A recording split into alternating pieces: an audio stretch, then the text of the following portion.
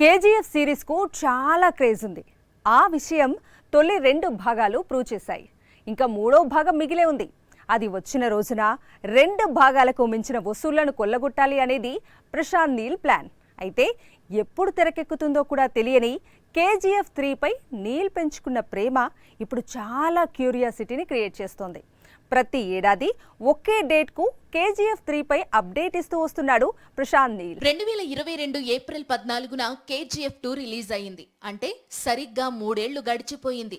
మిగతా దర్శక నిర్మాతలైతే ఏడాది కోసం ఒక స్పెషల్ పోస్టర్ రిలీజ్ చేసి సినిమా ఘన విజయాన్ని మరోసారి గుర్తు చేసుకుంటారు. కానీ నీల్ అలా కాదు. ప్రతి ఏడాది కేజీఎఫ్ 2 రిలీజ్ అయిన రోజున స్పెషల్ గా సెలబ్రేట్ చేస్తున్నాడు. ఇది కొద్ది గంటల క్రితం రిలీజ్ అయిన వీడియో.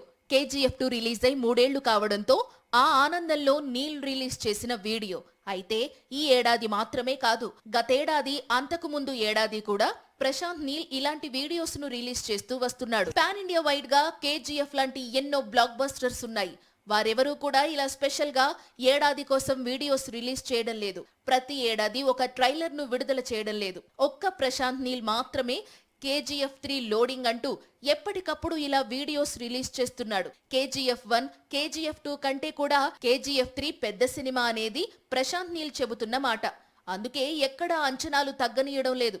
కేజీఎఫ్ 3లో రాకీ భాయ్ లైఫ్ లో ఇంతవరకు నీల్ చూపించని స్టోరీని రివీల్ చేయబోతున్నారు. అందుకే 3వ భాగంపై అన్ని అంచనాలు ఉన్నాయి.